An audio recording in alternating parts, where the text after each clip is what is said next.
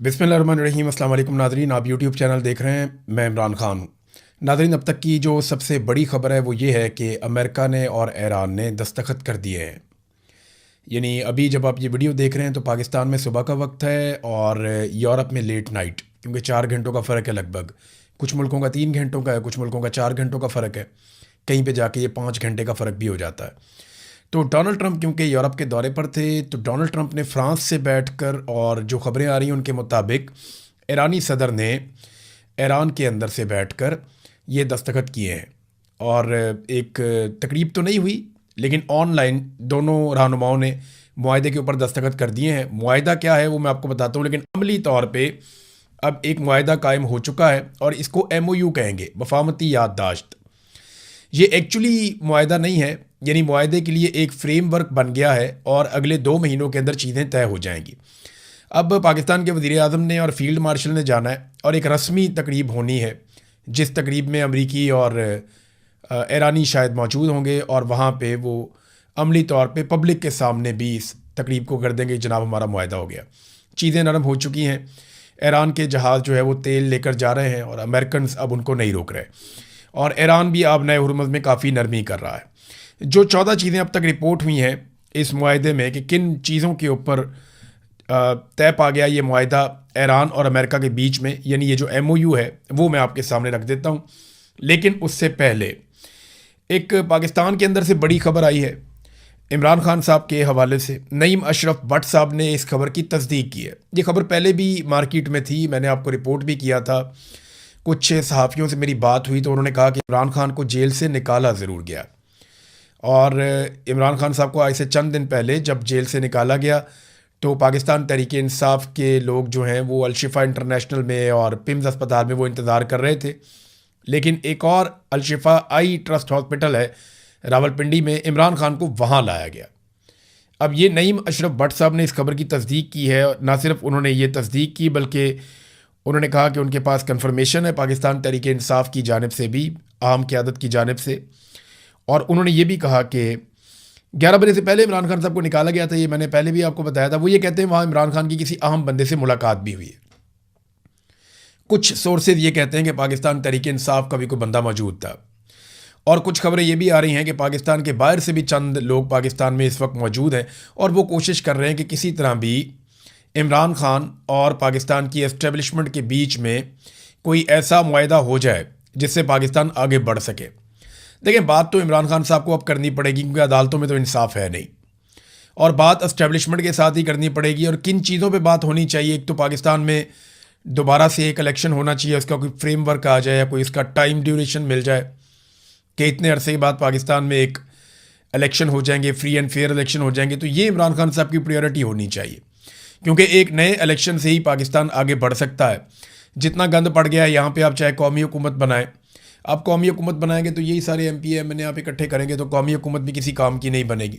ये सारे फार्म 47 वाले, तो यहाँ पे उन्होंने अजीबोगरीब किस्म के बंदे इकट्ठे किए, को मोहसन नकवी है, को फैसल वाडा है, कोई है, कुछ है, कुछ है, वो अजीबोगरीब किस्म के बंदे एस्टेब्लिशमेंट ने खिचड़ी पकाई हुई है। तो इन बंदों के होते हुए तो पाकिस्तान आगे नहीं बढ़ता। पाकिस्तान जो है वो रियल पॉलिटिकल लोग जिन्हें अवाम वोट डाले वो पाकिस्तान को आगे बढ़ा सकते हैं। लिहाजा एक तो मिलिट्री एस्टेब्लिशमेंट को सियासत से बेदखल होना पड़ेगा और पाकिस्तान को एक फेयर एंड फ्री इलेक्शन देना पड़ेगा। इसी तरह पाकिस्तान आगे बढ़ सकता है। तो ये बातचीत तो होनी है आज, नहीं तो कल हो जाएगी। अब आ जाते हैं ज़रा वो जो अमेरिका और ईरान के बीच में चीज़ें तय पाई, वो मैं आपको बता देता हूँ कि लोगों की बड़ी दिलचस्पी है कि किन चीज़ों के ऊपर जो है वो बुनियाद बनाई है MOU। नंबर 1 ये है जंग का फौरी खात्मा, यानी अब ये जंग सिर्फ ईरान और अमेरिका के बीच में ख़त्म नहीं होगी, बल्कि इसराइल भी अटैक नहीं करेगा लबनान के ऊपर, और इसी तरह इसराइल के ऊपर भी वापस अटैक नहीं किया जाएगा। दूसरा, एक दूसरे की आज़ादी का एहतराम करेंगे और सरहदों का एहतराम करेंगे दोनों ममालिक, और एक दूसरे के अंदरूनी मामलात में मुदाखलत नहीं करेंगे। इस चिक का फ़ायदा ईरान को होगा, क्योंकि ईरान तो अमेरिका के अंदर मुदाखलत करता ही नहीं है। नंबर 3, हतमी मुआहदे का वक्त, ये बहुत अहम है कि ये मुआहदा हतमी नहीं है, ये एक MOU है, और इसे जो है वो पाकिस्तान से मंसूब किया गया है, यानी इस्लामाबाद MOU इसका नाम रखा गया है कि ये मफाहमती याददाश्त इस्लामाबाद में, क्योंकि ये काम शुरू हुआ था तो इसको इस्लामाबाद से मंसूब किया गया है। तो अब ये जो MOU है ये हतमी नहीं है, और 60 दिनों की एक डेडलाइन दी जा रही है कि 60 दिनों के अंदर एक हतमी मुआहदा किया जाएगा दोनों फ्रीकैन के बीच में, और अगर ज़रूरत पड़ी तो ये वक्त कुछ बढ़ाया भी जा सकता है आपस में इत्तफाक़ राय से। नंबर 4 ये है कि समुद्री नाकाबंदी का अब खात्मा हो जाएगा, यानी यहाँ से अब जहाज़ निकलेंगे, अमेरिका नहीं रोकेगा, तिजारत नॉर्मलाइज तरीके से चलेगी, ईरान तिजारत करता रहेगा। नंबर 5 आबना हुर्मुज़ का खुलना, ईरान 1 महीने के अंदर अंदर आबना हुर्मुज़ से तजारती जहाज़ों की आमदरफ्त को दोबारा बहाल करेगा, समंदर से बारूदी सुरंगें साफ़ की जाएंगी और ईरान इस रास्ते के मुस्तकिल इंतज़ाम के लिए ओमान और खलीजी मुल्कों से बातचीत करेगा। यहाँ पे ये अल्फाज बड़े अच्छे तरीके से चुने गए हैं, लेकिन ईरानी ये कह रहे हैं कि हमें आबना हुर्मुज़ का इंतज़ाम मिल चुका है, जिसमें हम कुछ और मुल्कों से बातचीत ज़रूर करेंगे, लेकिन ओमान और ईरान ज़िम्मेदार होंगे यहाँ से जहाज़ों को गुजारने के लिए, और उसके लिए वो एक फ़ीस भी वसूल करेंगे। इस पर अमेरिका को कोई एतराज़ भी नहीं है। फिर 6वां पॉइंट ईरान के लिए बहुत ही फ़ायदेमंद है कि 300 अरब डॉलर की को माशी इमदाद का जिक्र किया जा रहा है। अमेरिका अपने साथी मुल्कों के साथ मिलकर ईरान की मईशत को दोबारा खड़ा करने के लिए एक प्लान बनाएगा, जिसके तहत ईरान को कम अज़ कम 300 अरब डॉलर की माली इमदाद दी जाएगी। कर्जा नहीं, माली इमदाद का लफ्ज़ इस्तेमाल किया गया। नंबर 7 पाबंदियों का खात्मा, यानी जो पक्का मुआहदा हो जाएगा उसके बाद अमेरिका ईरान के ऊपर जितनी भी पाबंदियाँ लगी हैं वो ख़त्म कर देगा। इसमें अक़वाम मुत्तहिदा और आलमी जोहरी इदारे की पाबंदियाँ भी शामिल होंगी जो ख़त्म हो जाएंगी। नंबर 8 एटमी प्रोग्राम का फ़ैसला, ईरान ने दोबारा यकीन दहानी करवाई है कि वो कभी भी एटमी हथियार नहीं बनाएगा। ईरान की ज़रूरत के मुताबिक पुरअमन मकासद के लिए एटमी मवाद के इस्तेमाल का फ़ैसला किया गया है और हतमी मुआहदे में इसको आगे बढ़ा दिया जाएगा। मामले का मसला ये है कि ईरान ने यूरेनियम को ज़्यादा अफसुदा कर दिया था। अगर वो इससे और ज़्यादा यूरेनियम को अफसुदा कर देता है तो वो मवाद तैयार हो जाएगा जो एटम बम चलाने के लिए दरकार होता है। तो ईरान चंद हफ्ते दूर था अपने टारगेट से। उसके बाद सेंट्रीफ्यूजेस भी हैं, सिस्टम सारा है, वो ये कर सकता था। तो लेकिन आयतुल्लाह अली खामनई ने मना कर दिया था और उन्होंने फतवा दे दिया था। फिर ईरान ने ये काम मुकम्मल नहीं किया। तो अब ईरान जो है वो अपनी यूरेनियम को वापस पहले वाली हालत में लेकर आएगा। ये जो 440 किलोग्राम यूरेनियम है, बहुत कहा गया कि अमेरिका के हवाले की जाए, ईरान से बाहर मुंतकिल की जाए, लेकिन ईरान ने यह माना नहीं। अब जो खबरें आ रही हैं वो ये हैं कि इस यूरेनियम की जो अफसूदगी है उसको कम करेगा ईरान और उसको वापस एक लेवल पे लेकर आएगा। वो गालिबन 3.67% की लेवल होती है, वहाँ पे इसको लाया जाएगा। अच्छा, 9वां ये है कि मौजूदा सूरत हाल को बरकरार रखा जाएगा, यानी ये जो स्टेटस को है ये बरकरार रहेगा। ईरान अपने एटमी प्रोग्राम को जहाँ है वहीं रोक देगा, इससे आगे नहीं बढ़ेगा। अमेरिका ईरान पर कोई नई पाबंदी नहीं लगाएगा और ना ही खित्ते में अपनी फ़ौज को बढ़ाएगा। नंबर 10 ईरान को तेल बेचने की इजाज़त मिल गई। ये बहुत अच्छी एक डेवलपमेंट है। वो पेट्रोकेमिकल की अशिया, तेल और बाकी चीज़ें वो बेच सकता है और उसके ऊपर कोई रुकावट नहीं लगाई जाएगी। नंबर 11 मुंजमद असासे जो है ईरान के या पैसे हैं वो उनको वापस मिलेंगे। अमेरिका ईरान के रोके गए या मुंजमद किए गए तमाम पैसे और असासे बहाल करेगा। ये बहुत ज़्यादा पैसा है, अरबों डॉलर है। यानी सिर्फ गल्फ ममालिक के अंदर ही ईरान के लगभग 25 से 30 अरब डॉलर यहाँ फंसे हुए हैं और बाकी ममालिक में अलग हैं। अगर वो सारी आप रकम इकट्ठी करें तो गालिबन पिछले दिनों हमने एक तखमीना लगाया था 100 अरब डॉलर के करीब कोई रकम बनती है शायद।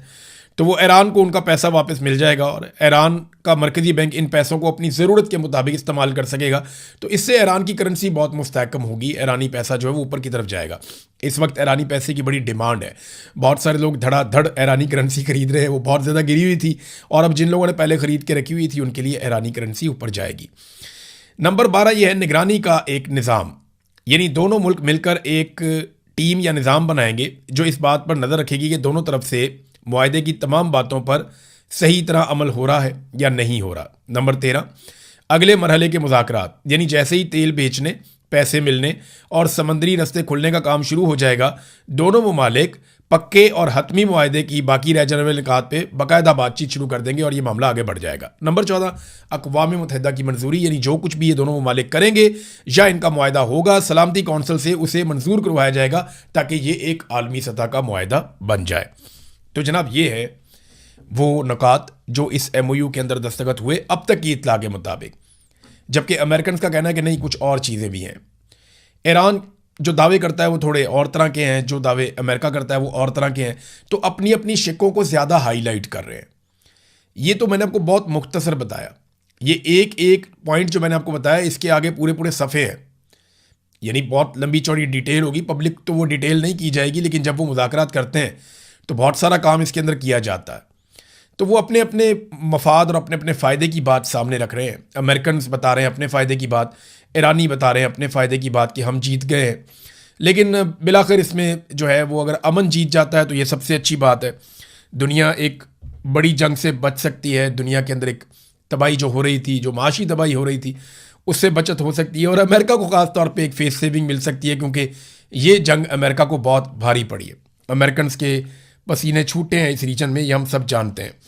तो नाज़रीन, इमरान खान साहब की खबर के बारे में मैं बात कर रहा था। वापस चलते हैं रूटीन की खबरों के लिए। पाकिस्तान तहरीक इंसाफ जो है वो बजट फंसाकर बैठ गई है खैबर पख्तूनख्वा में। यानी अब वो बजट को इस्तेमाल कर रहे हैं एक प्रेशर डालने के टूल के तौर पे। देखिए, वो ये कर सकते हैं। पॉलिटिकल लोग जो होते हैं वो अपने मूव्स को और अपने कामों को, अपनी एक्टिविटीज़ को वो प्रेशर के लिए इस्तेमाल करते हैं। ये उनके पास एक इख्तियार है, उसको वो इस्तेमाल कर रहे हैं। लेकिन एक तरफ से ये कमज़ोरी भी ज़ाहिर कर रहा है कि इतनी बड़ी पॉलिटिकल पार्टी, इतना बड़ा लीडर, इतनी ज़्यादा मकबूलियत, और वो सिर्फ एक बजट को हथियार के तौर पे इस्तेमाल कर रहे हैं। यानी इनको तो एक तहरीक खड़ी करनी थी, इमरान खान के बकौल स्ट्रीट मूवमेंट करनी थी। इमरान खान साहब ने तो अपनी, जब दूसरा साल उनका मुकम्मल हो रहा था कैद का, तब उन्होंने तहरीक चलाने का कह दिया था और ये कहा था कि फ़ैसला जो है वो अल्लामा राजा नासिर अब्बास और महमूद अचकज़ई वगैरह करेंगे। फिर इमरान खान साहब की मुलाकातें बंद हो जाती हैं। अब कई महीने हो गए हैं, कोई इमरान खान साहब से मिला ही नहीं, कोई मुलाकात ही नहीं हुई। तो इस सूरत हाल में ये खबरें भी आ रही हैं कि शायद उनकी किसी से मुलाकात करवाई गई है। अब ये खबर भी कंफर्म नहीं की जा सकती, क्योंकि इतना तो कंफर्म है कि इमरान खान साहब को जेल से बाहर निकाला गया था, ये हमने आपको बता दिया था। दूसरी खबर आती है कि उनको एक रावलपिंडी के आई हॉस्पिटल में लाया गया, जहाँ कुछ चेकअप के अलावा उनकी कुछ मुलाकात भी करवाई गई। तो अभी हम कुछ कह नहीं सकते किससे मुलाकात करवाई, कैसे मुलाकात करवाई, ये बाकी चीज़ें नहीं हैं। लेकिन तहरीक इंसाफ की ये कमज़ोरी ज़ाहिर होती है।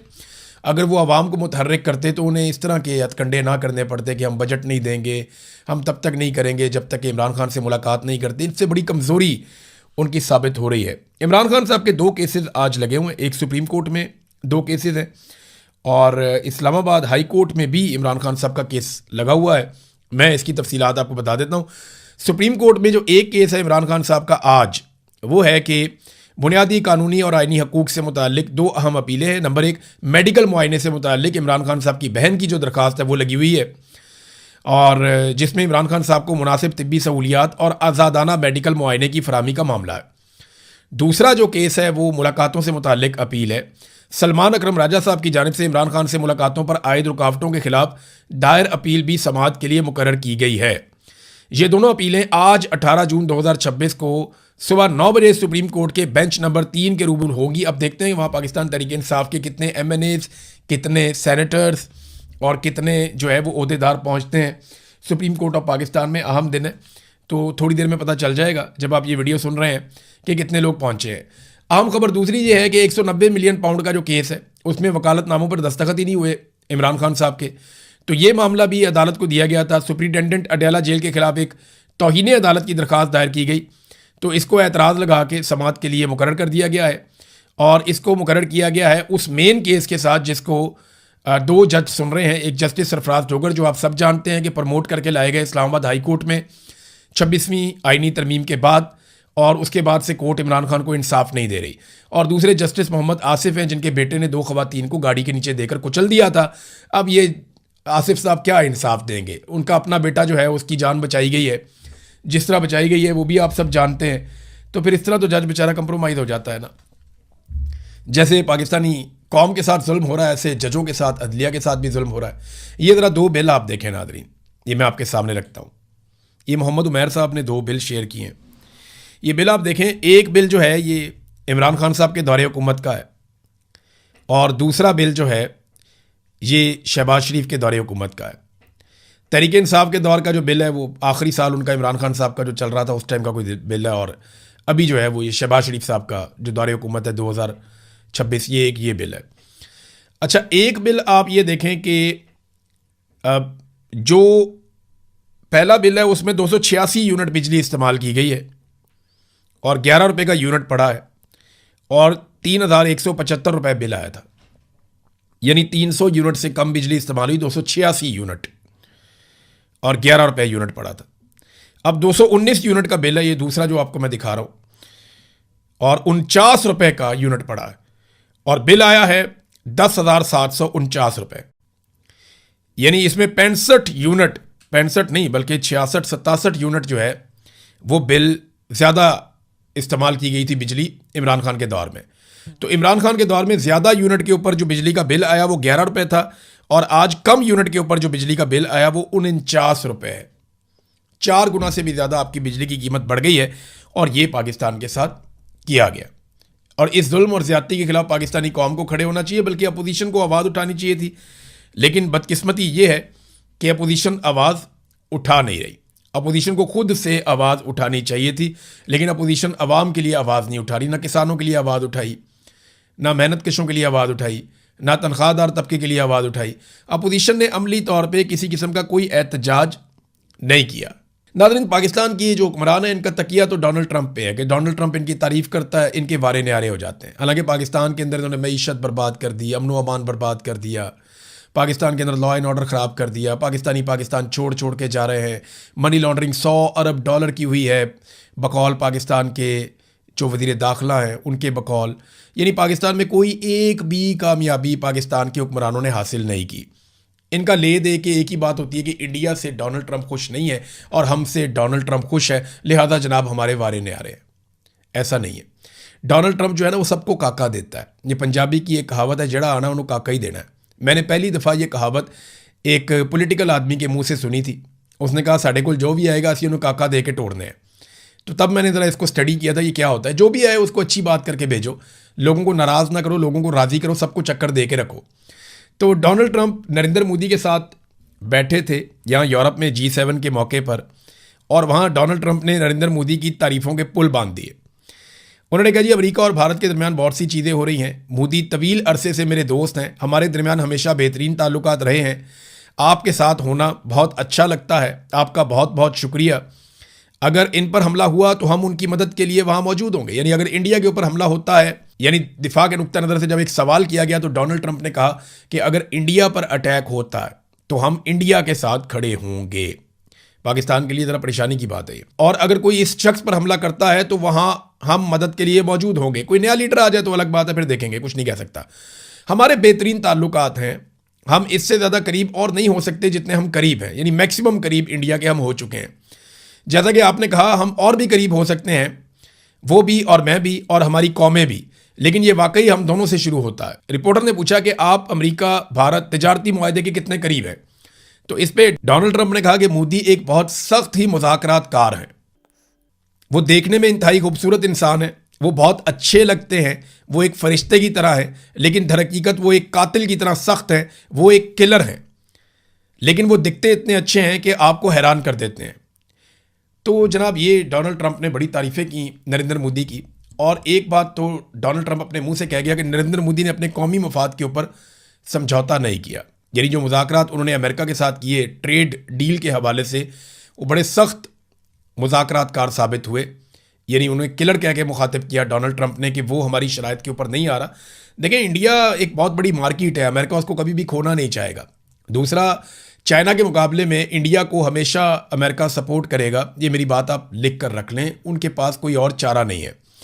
तो नरेंद्र मोदी को अगर वो वक्ती तौर पे नाराज़ भी करते हैं तो वो इंडिया के ख़िलाफ़ अपनी पॉलिसी अमेरिकन नहीं लेकर जा सकते। फ़िलहाल पाकिस्तान से काम पड़ा हुआ है डोनाल्ड ट्रंप को, तो फील्ड मार्शल की और शहबाज शरीफ की गेम उठा के रखी हुई है।